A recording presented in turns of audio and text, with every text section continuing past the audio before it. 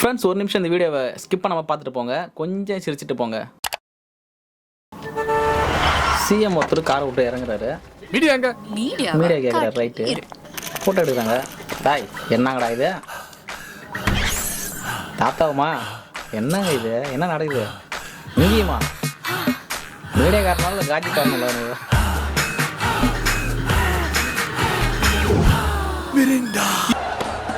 என்ன என்ன எழவி அது?